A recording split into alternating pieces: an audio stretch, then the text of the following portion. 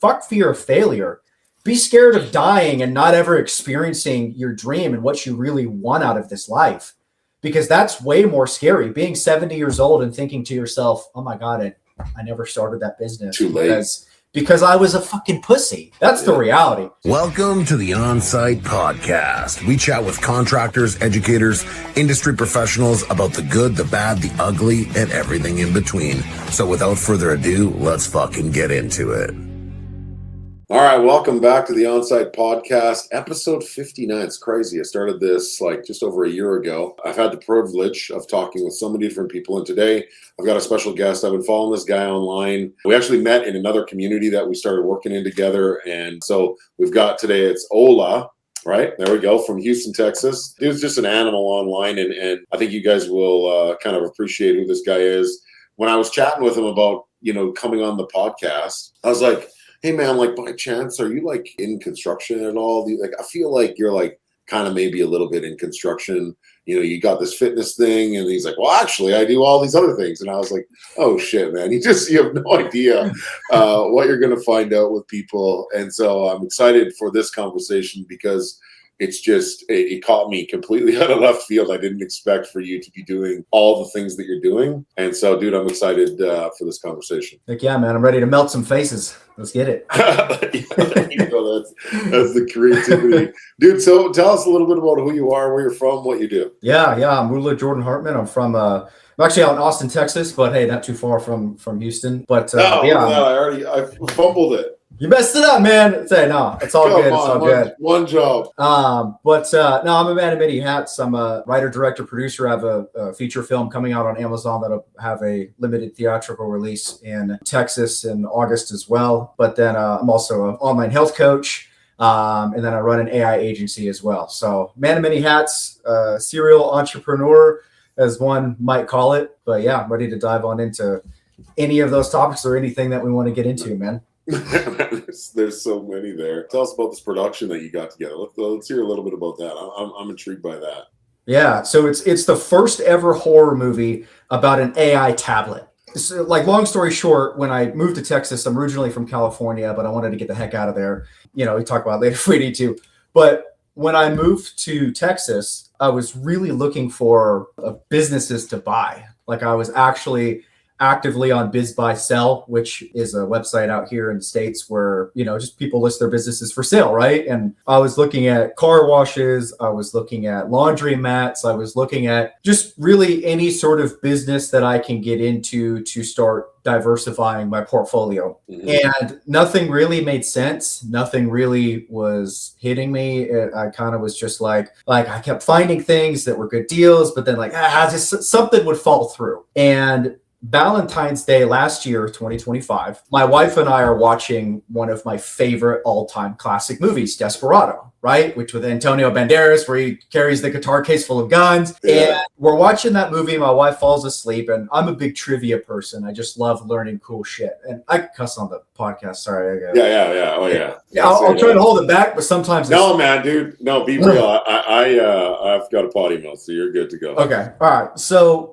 my wife falls asleep and I love trivia. And so I'm just looking at trivia, and Robert Rodriguez, the guy who wrote, directed, and produced Desperado, he initially made his first film by self-financing it, which was El Mariachi. And then he got a big budget to remake it into Desperado. And then he blew it from there. And as soon as I read that, I was like, wait a second, you could self-finance your own movie? I've been a movie buff since I was 5 years old, but the whole Hollywood crowd I never resonated with. It just wasn't what I was into. And so I just, I'm never going to get into that business, even though that's what I really wanted to do, is make movies. I was like, I don't get along with that crowd. It's a lot of pedophilia and weird shit that goes on. I'm a father. I'm like, I don't want to be a part of that. I'm getting out of California. So when I found out that, oh my gosh, you can self-finance your own movie, immediately the light bulb was like, that is my fucking business. That's it. Right? As much as it's a crazy business and it's a high risk, high reward, I was like, that's it. Because you know what? We only get one opportunity here on this life. And I want to do that. I've always wanted to. That's what I was just like, immediately I knew that was it. So it took me only a couple, that was on the 14th, right, of February. By the 20th, I had already came up with the idea, because I was like, man, I need to come up with a movie that's going to be awesome and badass, but it's going to be marketable. Because as a business person, I'm thinking in my head, well, how can I make this thing marketable? How can I make it something that people are actually going to want to go see? It's going to be good. And, you know, as somebody with no connections, no anything, like how come I going to be able to get it out there? And so I was like, AI tablet, right? Actually, at first it was just AI. I was like, I know I'm going to center it around AI and a chat bot. I was like, ooh, like ChatGPT. I was like, kids going to ChatGPT, but I can't do GPT because ChatGPT is copyright. But I can make it like chatbot, like ChatGPT, right? So by the 20th of February, I had already started writing it. By the 28th, I was already done. And I had the script, and, you know, I just took massive action, and I got it in front of a producer who does a lot of work with AMC. And he was just like, you know, a lot of producing is actually just having the connections of the people with money, right? So, you know, it's not like you find a producer and they're just like, here you go, here's money. It doesn't work like that. It's like, you know, if you go to a producer and they'll try to often go times find the money, right, from an executive or somebody who has it. But I already had the money to do it. So I was like, you know, this is what I want to make. I don't know shit. I don't know how to do this. So, you know, can you help me? And he was like, yeah, like, you got the money to do this. Let's freaking go, man. And, you know, this guy took me under his wing, and he's my freaking brother. We've been through so much shared trauma together now after the past year of getting this thing done. But yeah, man, it'll be, actually, as a matter of fact, it's literally, the distributor right now is submitting it into Amazon's system as we are on. By the time this comes out, right, you know, it'll already be like announced that it's launched and stuff. Can you send me the link to this thing when it's live and active, so I can jump in there?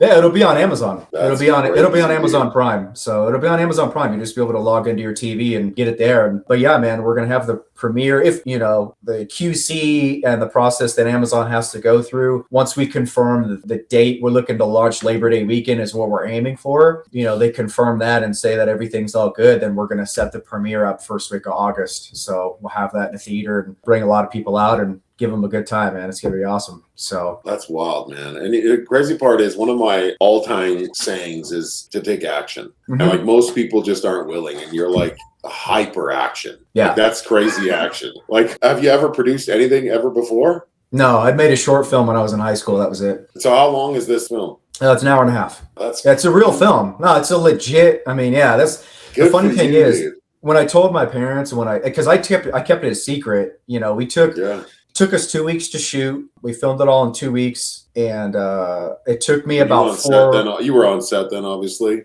Yeah. Oh, yeah. I wrote it, directed it, produced it, edited it, scored it. I mean, I did a lot for it, and it took me about 4 months to get the like kind of close to the final cut done. But then after that, you know, my co-producer, his wife had a stroke, and so then things got delayed. It was pretty rough during that time, but you know, we just, you know, ended up getting it like, okay, we have what we think is the final, as long as Amazon says it's good, you know, as of like a week ago. So took a little bit of time there, but it's all good. That's wild. I mean, you must have some pretty proud people around you, because that's an accomplishment, you know, for you to have the kahunas to throw it down and to jump into a space, you know, that's unfamiliar to you. And that takes massive balls, man. And it does take huge action. And, you know, anybody that's listening to this, you know, when you complain about starting your little construction company and all these little things that you've got in front of you, these little barriers. I mean, this guy just fucking produced a film, you know, at the end of the day. And I think that's admirable. So that's not all you do, though. And I'm excited for this. I truly am. I'm excited to dig into that. I'm going to give you some feedback. The fact that you did it, and the fact that how it was originated, you know, most people are having babies on Valentine's Day, and you're creating a movie. You know, that's a crazy connection. Yeah. You know, they're conceiving babies and you're conceiving a movie, which is wild. It's a good way to look at it. Yeah. Heck yeah. It's crazy. It's a good story, and I'm sure it's one of many. And I'm excited for your future in that space. I'd love to, you know, keep the conversation rolling and what you get into it. But you also have some other shit going on. So what's the AI thing? What do you got going on with AI? Can you share any of that stuff? Yeah, absolutely. And I'll touch on this too, going back to the massive action thing that you brought up. I mean, something that has helped me significantly with taking massive action is really it's going to be straight up, is my fear of death and not having done what I want to do in the time that I have. So, anybody who's out there who, whether or not it's starting a, construction business, whether or not it's fucking making a movie, whether or not, whatever it is, if there's an endeavor that you've always wanted to get into, think about it like this. When you're 70, 80, 90, if you're lucky enough to make it that long and you're on your deathbed, if you're lucky enough to even know that you're on your deathbed, what are you going to be thinking about your life? How are you going to be reflecting on those times? Are you going to be thinking to yourself, man, I fucking gave this shit the best shot. I went after it. I did everything I wanted to do. I gave it my all. Or are you going to be sitting there like, man, I never started that business. Man, I never made that movie. Man, I never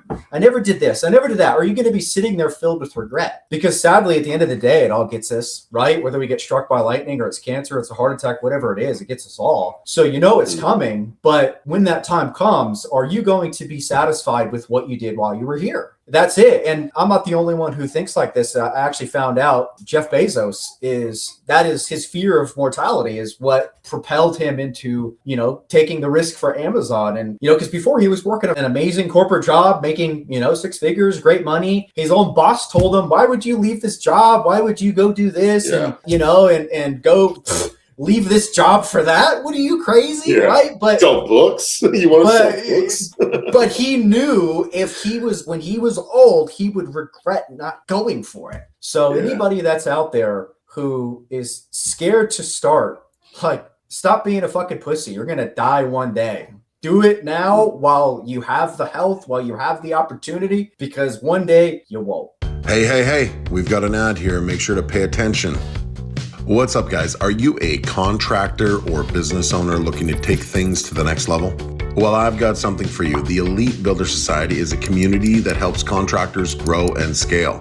For $49 a month, you can have access to 20 group coaching calls. Look, you're probably wondering, how am I going to show up to 20 calls, Brandon? That's a lot. And yeah, it is a lot for $49 a month. But every call is recorded so you can watch it at your leisure. But you get the best experience when you're live on the call with us. Okay, at the end of every webinar, there will be a Q&A where you can ask the industry expert questions that you can implement into your business. Look, if you're ready to take things to the next level for $49 a month, go to ebsworks.com and register today. I look forward to seeing you inside the community. So all the language that you're using, I'm curious, were you ever in, do you know what Keaton is, The Muscle?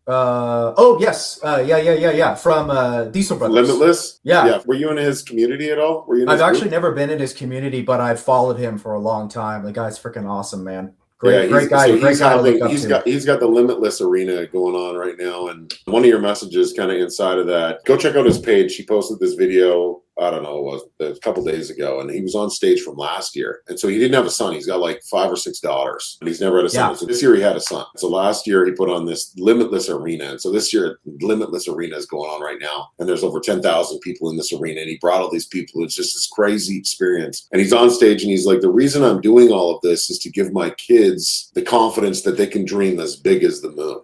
Like this was just produced by a dream. Yeah. And if they have nothing to look up to, then what is the point?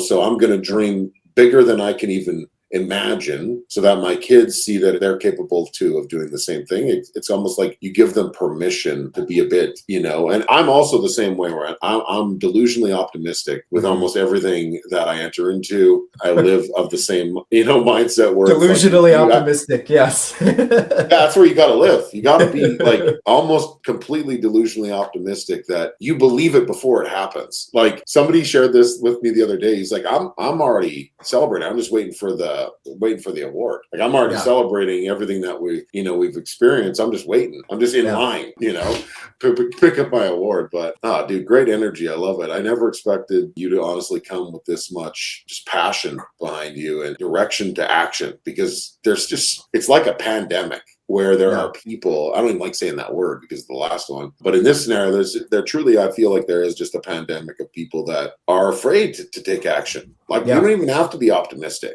You don't even have to be any of that. Just got to be like driven enough that you want something more. And so I love what you're doing, and I love your direction. I love what's pushing you, because I feel like, that's a good space. I was thinking about this the other day. I'm doing a special little activity for my son, and I think, he'll have graduated, so I can share what I did. So I was just trying to figure out, like, what can I do for graduation? Like, he's graduating coming up, and he was on the podcast not that long ago. And I'm like, what can I share, with him? And so what I started doing was I written 50 letters that kind of journey my life, good, the bad, the ugly, everything, things that he can prep for, things that maybe he can sit down and noodle with. At some point, I'm going to continue to write the letters after he graduates, but it was just something that I never really had done. And so I'm going through this writing process of reenacting my life, so to speak, creating these experiences. And what an emotional roller coaster of life. But just, you also, it's a journey that you get to kind of relive a little bit, and then position in a way that it's probably similar to like writing a movie, where you're trying to position the whole thing in your mind to see what it kind of looks like. And so I was playing that out, but I'm excited to give that to him on his graduation here coming up in about a week or so. And so that was something I want to share. But I'd love to hear about the AI thing, because I'm all about the AI. And whatever you're willing to share about that, dude, I think that, like, I use a lot of AI within our business. Yeah. I feel like a fucking superhuman. Like, I feel like I'm Superman with a backpack of things, gizmos and gadgets that most people don't even know how to turn on. And so when I walk into a room, I'm like, okay, there's only 1,000 of you. That's it. Yeah. Okay, we'll wipe through you in about 30 seconds. And so I'm interested to hear what you're working on. Yeah, I mean, AI is fantastic, man. It's so funny because like right now it's such a controversial topic. Like, so many, you have half the world that is like, screw AI, it's going to take all the jobs, and then you have the other half of the world that freaking loves it, right? But ultimately, I don't think that it's going to. I mean, sure, it's going to take some jobs or whatever, but the people with skills, the ones that are putting effort into the world, are the ones who are going to use AI to be better themselves and be more efficient at what they're doing and do more. I mean, that's not what I've used it for. And that's what I've helped other businesses use it for as well, is it's taking it and using it to enhance your life and make things simpler, right? But one of the big things that we do, so like I own an AI agency with my wife, we specialize in SEO and GEO, right? So SEO, GEO, everybody knows SEO, search engine optimization, your Google profile, all that. But the future is GEO, right? And then we also use AI agents as well, and we install those into businesses. So yeah, GEO is generative engine optimization. So have you ever gone to Google and you've ever looked up, like, I don't know, restaurants How to write a movie? Me? Yeah, how to write a movie. But then Gemini gives you an answer, right? So when Gemini gives you an answer, that is what that's what Google is slowly gravitating towards, and they're building the infrastructure for, is they want like a customized search result for whatever you look up. So it's not just a bunch of links. It's going to be AI giving you, this is the place you need to go based off of your search. That's GEO. So Google is slowly working that in, and over the next few months or even next year, man, it's going to take over. Google is not going to push links. They're not going to push really anything other than a Google business profile, and they're going to have Gemini's AI telling you which one you should go with based off of your search. I mean, I'm curious about this, because one of the things that I've been talking to contractors about is you need to show proof about what you're doing. And maybe I'm wrong. And so I'm cool if you correct me. Totally fine. But you need to show proof of what you're doing, and you need to capture that in a way that it can be documented, and the Google spider in a roundabout way can find it. And so what I'm suggesting people actually do right now is create a almost like a full review page that encapsulates all of their clients' experiences, both video, Google reviews, any form of success story that existed from a project captured in a way that it can be digested by the internet, like, is what Google should be looking for. Like, they should be looking for proof and validation, that you're who you are and what you say you are. Because, man, like, there are all these like platforms where you can pay for, your award, that shit has fucking bugged me for life.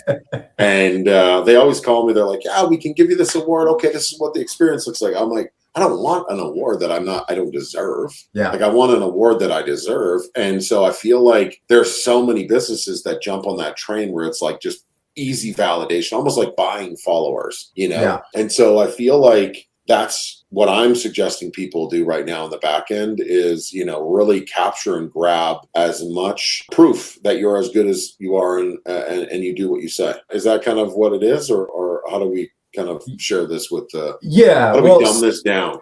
Yeah, well, so like SEO is a lot of keyword rich stuff. So like there are specific keywords, like what your business is, the location of it. Like there's lots of keyword specific things for SEO that take place. But GEO is a whole nother animal. And to be frank, we don't know everything yet, of course, because it's so new. But what we're seeing is that the AI for Gemini's response is much more specific. So like SEO companies will oftentimes like write blogs for businesses, right? And we'll write blogs and, make sure that they're filled with keywords and, everything that's supposed to be said. But the AI will just, if it sounds like it's written for SEO, it thinks it's bullshit. It's like, I don't know about this. It wants like real, like something that actually sounds human.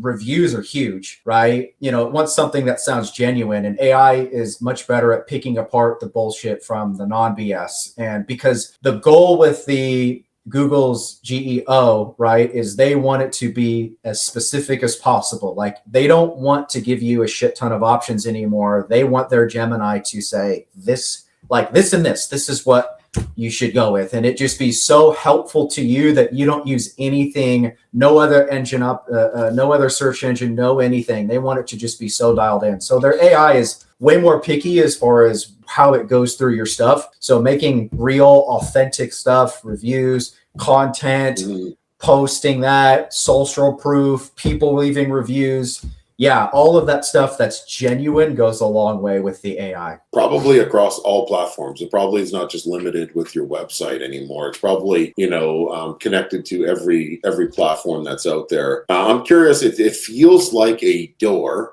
for Google to open where they can now infiltrate the ad space, because they already run the ad space. It was like, they're in the position where they're like the yellow pages right now, where they're, remember the yellow pages? I don't know. How old are you? You're not even that old. I'm pretty young, actually. How old do you think I am? Let me ask you that. I'm gonna go. Are you in your 30s? No. Are you younger? Yeah. No way. In your 20s. Yep. Crazy. Okay, 28. No, when this podcast comes out, I will be 28. I'm 27 now as they're filming. But I started young. I started young. I had my son at 17, so I grew up quick. How old do I think you are? Yeah. You're not in your 40s, are you? Oh yeah. Oh yeah. Oh yeah. Early 40, 42, 43, 44. 44. Okay. Yeah. Old balls here. No, but when I started my first business, the Yellow Pages, I was like, I kind of just watched the Meta video that Zuckerberg put out, the show that he produced, or not him, but there was that. And I was like dabbling with the Yellow Pages, and I was talking to them, and they're like, yeah, $5,000 for this fucking piece of paper. I was like, nobody's going to read this shit. This is stupid. Like, you see how many people are online? And I'm like, this is the dumbest investment ever. I'm going to forgive 3 customers that are going to use the Yellow Pages to focus on this group of people that, potentially are going to be on social media. And then I leaned in a little bit more. Didn't even lean in as much as I would have loved to. But I think what's happening, so a lot of the contractors that I work with, obviously their success is directly connected to Google Ads. Like I have a guy right now doing over 150K a week because he's just banging in with Google Ads. And so what I was wanting to say was, the way it sounds like Google's positioning their suggestions, give them the opportunity to inject their opinion, which is a paid opinion, which I'm fearful could potentially devalue Google Ads a little bit, because people will still, similar to like pay for play. Like, I mean, Google makes a lot of money on Google Ads. Like that must be a large portion of their business. I'm curious how they're going to differentiate, what's right from wrong in that regards. Like, how are they going to categorize people alongside this suggestion? Like, if somebody's asking about something very particular and it rips through and finds this person, and then it's going to try and force this other like option in there, Yeah, that's a great question. I mean, a lot of these things we don't understand yet because it is very early in the development process. I mean, even now, like if you Google something now, Gemini may not give you a response, right? Yeah. But it's kind of like every other, I've noticed every third, like Gemini gives you a response. So they're they're working on it, they're building it, but it depends. I mean, right now, there's already sponsored results as Google stands now that are, that always come straight up to the top, right? Of the people who are paying the money. You look up, let's just say, roofing company near me, right? And there's always 2 sponsored results that are at the top, and then you have everybody else, right? So it's already laid out that way. But yeah, as far as what it's going to do with the AI side of things, making a suggestion as well. Yeah, I mean, that's not something I don't know as of right this second how that's going to play out. I would assume something similar to how it is now, where Google it and then there's a sponsor, right, for the Google business pages that pop up. But AI what will is probably the sponsored or whatever too. What are those Google ads? Home service. The electricians use it. My electrician uses it. It's a home service ad, so it's you pay a lot more. Incoming call from Google, and those are bonkers. Like that. Like if you can teleport, if those are available, because they're not available everywhere, and they're not available to everyone either. I think there's a bit of an exclusivity with them too. If you grab that electrician spot, I don't think they throw like 10 or 20 electrician spots in there. So when you have an incoming call from Google, so maybe that's how they're going to organize it. Maybe they're just dry testing that a little bit, where they can, limit the access to these options. And as long as you fit the criteria, maybe that's how they'll categorize you. I don't know, man. I just know that advertising is a game changer for so many different businesses, and so many people don't do it. Like they build their organic business organically, and then they feel like they blame the world, that the world is just fighting them, but they're actually not getting any more visibility. Like a business comes down to 2 things: price, visibility. If it's priced well, you got a great service, and it's got great visibility, anything's possible. And some of the most successful people in the world, they just had more money, so they spent more money on visibility, and they could force feed their price in front of people if they can get the visibility necessary to kind of convert those clients and capture that attention of people. But no, anyway, that's a bit of a rabbit hole that we can go down. Tell me a little bit more about you. Like, you're a father, you're married. What's your life look like? Yeah, man. So Fitness coach. Yeah. Yep. So that was my start in business, was actually becoming a health coach. So I've been with the love of my life, my wife, since I was 15 years old. So crazy. Good for you. High school sweetheart since 15, and we had our son at 17 years old. Weren't planning it, of course. So that was definitely very that was a holy shit moment, right? But we stuck it out, stayed together, and we've now since have our daughter too as well. So I got 2 kids. I'm a father, and that's really what I pride myself on the most, is being a father, which is kind of going back to what we touched on earlier when you mentioned Keaton. That's why I take massive action, and why I take the risks and I do the things that I do, because I don't believe that teaching our kids means we need to give up on our dreams and teach our kids. Teaching our kids means we need to show them how to do it. So I'm going to show them how to chase your dreams, and they're going to learn from that by seeing me do it, not by me giving up on my stuff and putting into them. I mean, I just never believed in that being the right path. So I'm going all in on my dreams, because I know that it's going to teach my kids how to chase theirs too as well. So I resonated a lot with that. But yeah, I'm a father, husband, and my health coaching was how I got into business. I started off working at a BMW dealership. Yeah. I was in sales, and that that's what taught me so much just about business in general, because we were a small family store out in a little town called Camarillo. They've since sold. But being in a small family town in sales, it wasn't like we had tons of people walking into the dealership. I mean, you had to generate your own business. You had to call, you had to post online. That was kind of like when posting online started becoming a thing. So it was like you had to post yourself online and and get yourself out there and generate a lot of your own business. And then, after a little over a year and a half being there, I got promoted to management. So I became the youngest manager at that store in that store's history, in their 30-year history, and one of the youngest managers at BMW all around. And that's where I really picked up on, like, I had learned sales, I had learned marketing, but when I got into the management position, that's where I really learned team building and how to actually manage and delegate and teach and coach. And that's what really built a lot of those skills within me, and then August of 2023, the owner of the store was an old Vietnam vet, came, he threw us all like this big potluck.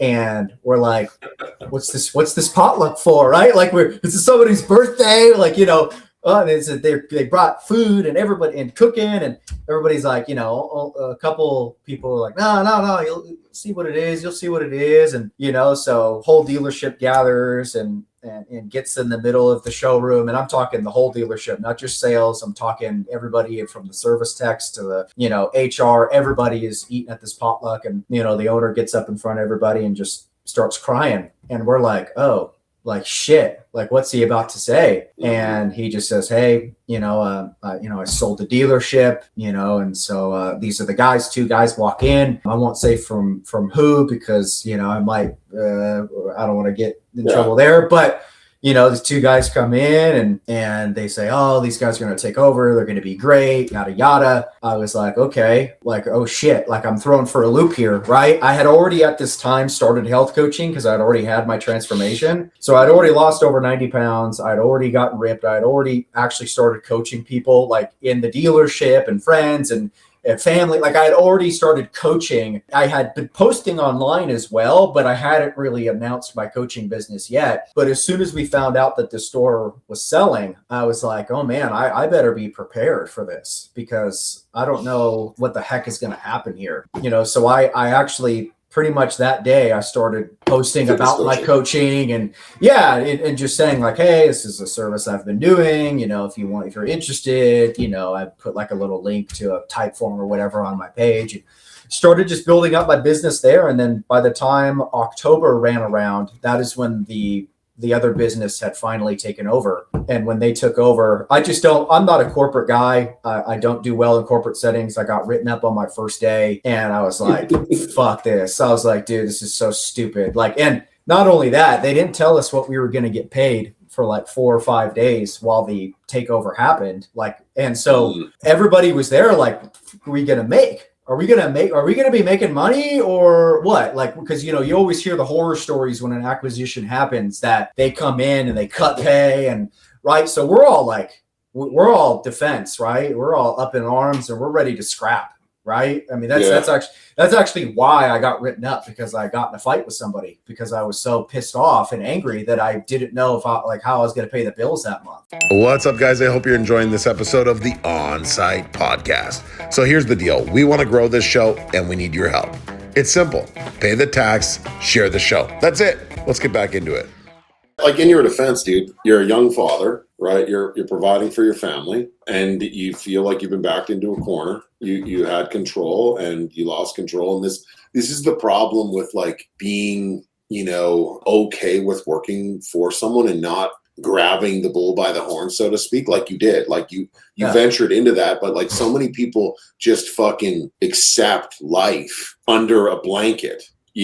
Defeated every day. They wake up every day. Can you imagine how fucking miserable some people must live their life, where they just get up and it's because they're afraid of failure. Like they don't take action because they're afraid of failure. And like you were backed into a corner, fortunately for you, and maybe you didn't even need that, but you had some momentum already built and already in progress, which gave you the confidence needed. But sometimes people don't even get that confidence, and they have to step into that dark place where they have to, like stepping into coaching for me, I was blind. I went from, managing multi-million-dollar projects to losing a ton of money and then trying to figure out, okay, what's my next move? I enter into this space. Somebody asks me to help them just naturally. Just said, hey, could you help me set up my business? And I was like, oh, okay, cool. That sounds like you're non-conflicting to me.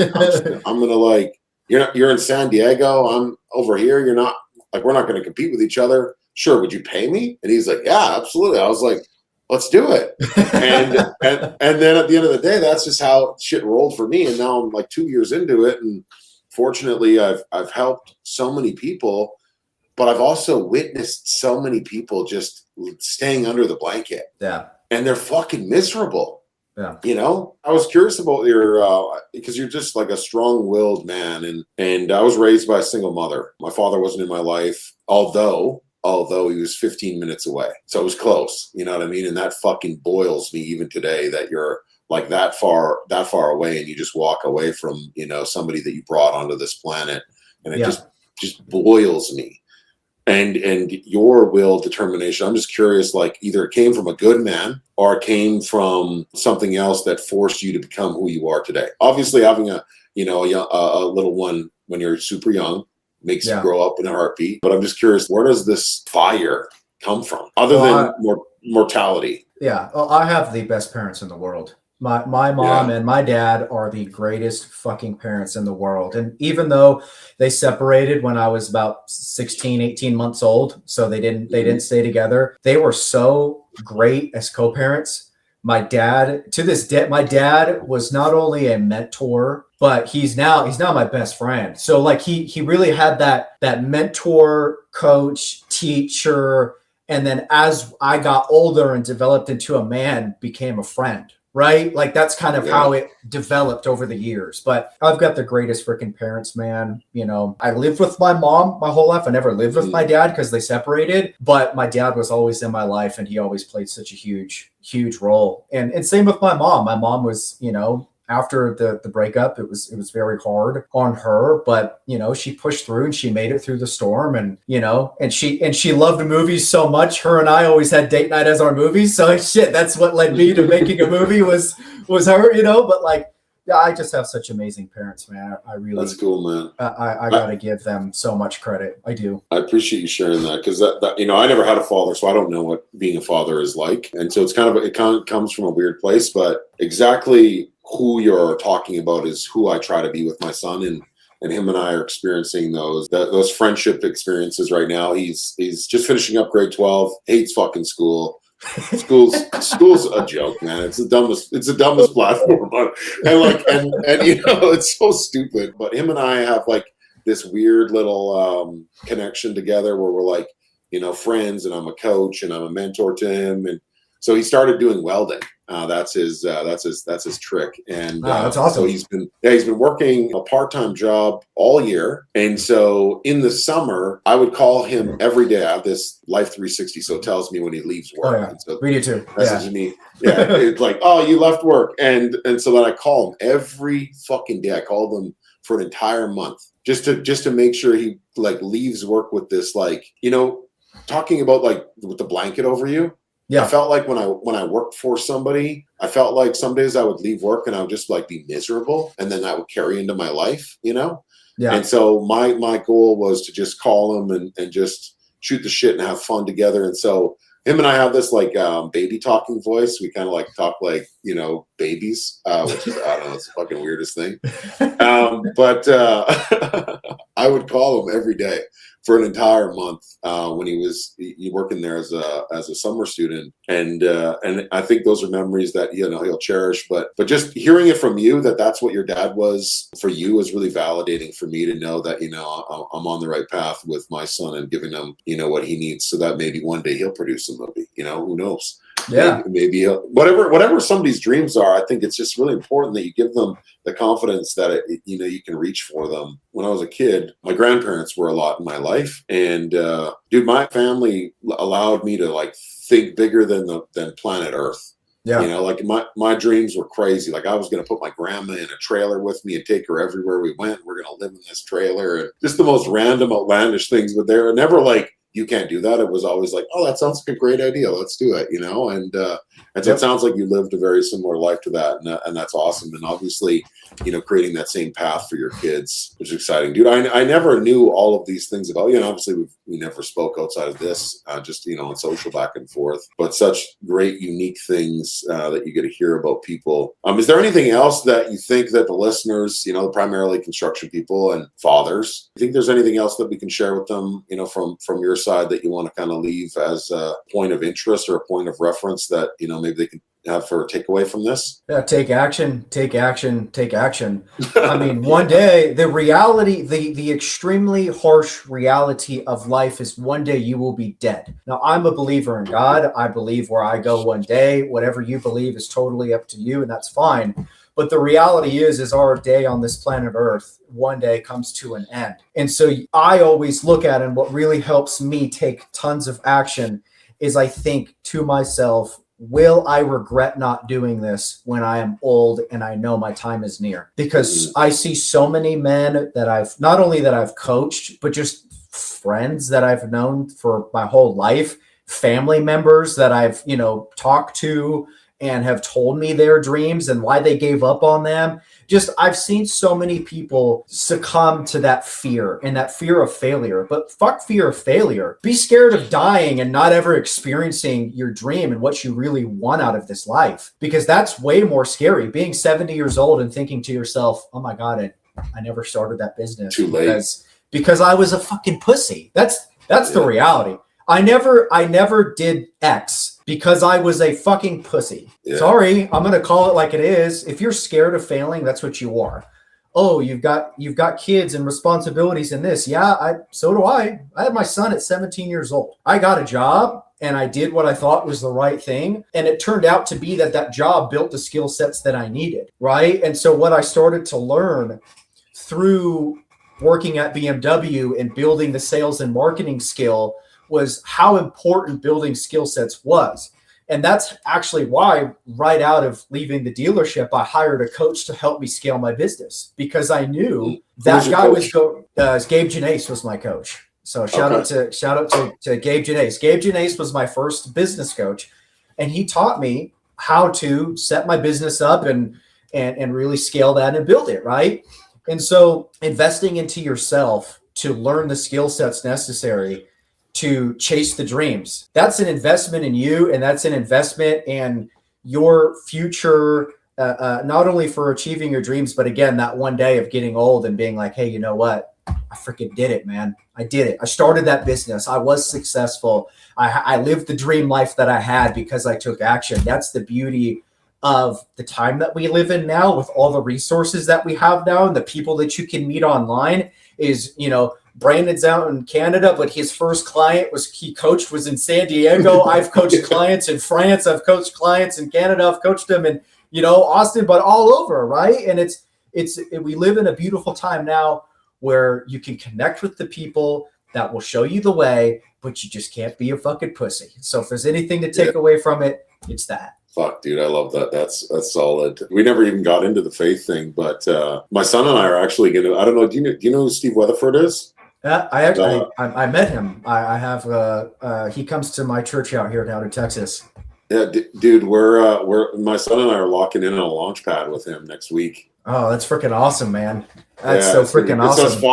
Right before Father's Day weekend, I had to work with his school to move his finals so that we could do this. He's shown a little bit of interest in faith, and so we're going right into the deep end. We're going to do a launch pad with Steve. So I'm going to be presumably a completely different person next week. By the end of next week, theoretically, I think we'll be a completely different man than I was before. And I think my son will have just this burning understanding of, his projection on where he wants to go. And so I'm excited about that. And maybe that's for a conversation for another episode on, maybe we can link this back and just see how the movie takes place. I'd love to see how the movie's doing. Maybe you get a second script where it's, the expansion of it. I'm actually writing a book. I'm writing a book on how I did it. That's crazy, man. What a cool experience, dude. If anybody wants to ever reach out to you, I'm sure you're always open and available. Where can people find you? Obviously, probably on Instagram. Yeah, Instagram is where I'm most popular. Got my Ole Jordan Hartmann, so OLE like Ole.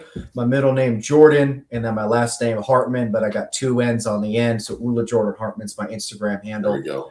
Yes, if it's up on the screen, there you go. But that's where anybody can get in touch with me if you just want to shoot me over a message and ask me questions on anything, pick my brain on anything, or get connected to me in some way. I'm always down for it. I love connecting with people and networking. I mean, I keep saying this, like, favorite podcasts. I've had a couple of different favorite podcasts. You're just a bundle of great energy, and this is what it's about. I think, if you're listening, find people like this that you can surround yourself with that really just force you to become the absolute best version of yourself. If you look around in your room and there aren't people like this really just, pushing you to become that person, calling you out when you're in your shit and not helping you or encouraging you to fucking take action, you're probably in the wrong room. This has been a great conversation, dude. I appreciate you. Definitely going to do a part 2 on this, I think. And that's when you're, walking the red carpet with some magic. So I appreciate you. Thank you. Let's rock and roll, baby. Let's rock and roll. All right. Till next time. Thank you. All right, that concludes this episode of the On-Site Podcast. Remember, if you enjoyed this episode, please pay the tax, share the show.